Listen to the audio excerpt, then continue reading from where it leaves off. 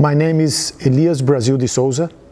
I work at the General Conference of the Seventh-day Adventists at the Biblical Research Institute. And I was invited to the Faith and Science Conference to present two devotionals. One of them is about the creation in the Old Testament. Indeed, creation is one of the most important, if not the most important topic or theme of the Bible. It is very important how a book starts. And as we open the Bible, the first sentence establishes the foundational theme of the Scriptures. In the beginning, God created the heavens and the earth. What we do with this verse, the way we interpret this statement, determines what we do with the whole Bible. And in my talk, I highlighted a few important aspects of the creation theme in the Old Testament. In the first place, I highlighted the importance of Genesis 1. I point to the literary beauty of Genesis 1. How this chapter is organized like a symphony, organized in ways that convey the message of creation in a beautiful way. For example, just for you to have an idea, Genesis 1 is very well organized in two pairs of three statements each. In the first day, God created light and darkness. In the second day, sky and waters were separated. And in the third day, the dry land and the seas were separated.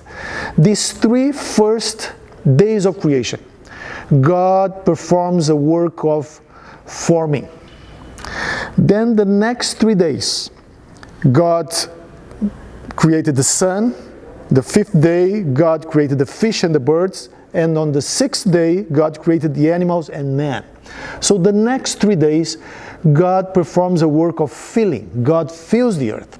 So as we compare these three pairs, we see a correspondence between days 1 and 4, days 2 and 5, and days 3 and 6. So in day 1, God creates light. In day 2, the bearers of light. In day 4, the bearers of light. The sun, the moon, and the stars. On day 2, God created the sky and separated the waters. On day 5, the fish and the birds who were supposed to inhabit the waters and the sky. On day 3, God made appear the dry land and the seas. On day 6th, God created animals and man to dwell on the dry land. So we have these parallels, which shows that God created in a very organized, in a very beautiful and synchronic way. Next, the second part of my talk, I spoke a little bit about creation and the literature of the Old Testament. So I stressed the fact that creation is foundational for the different sections of the Bible, of the Old Testament. So we can't understand, for example, the flood narrative without looking back to creation. Because the flood is presented against the backdrop of creation. The flood is an undoing of creation.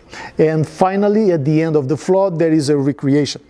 I also mentioned that creation is vital for our understanding of the Exodus. For example, Exodus 15. Which is a very important text about the Exodus. This text alludes to creation in a number of ways.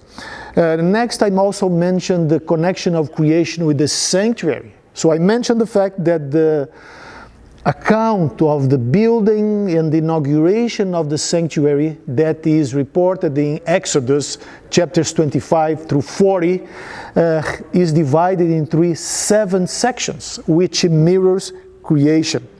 And finally, I also mentioned in regards to this section of creation and the different sections of the Bible, I mentioned the importance of creation to understand the Psalms. to understand Proverbs, to understand different strands of biblical literature.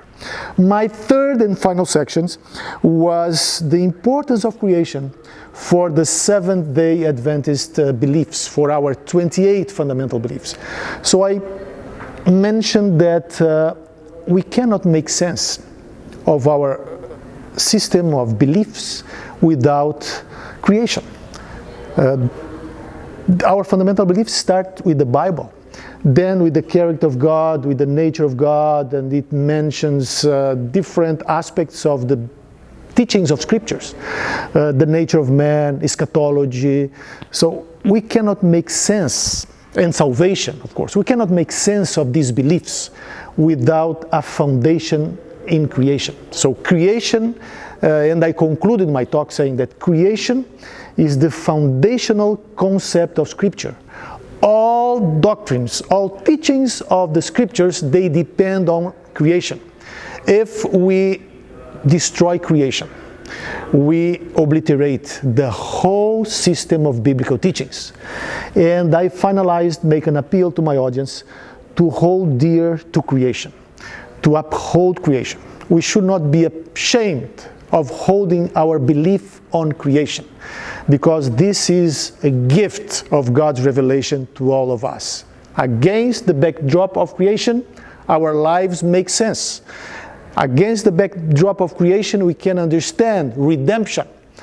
And in light of creation, we hope for a new creation that God will bring into being very soon. May the Lord bless you.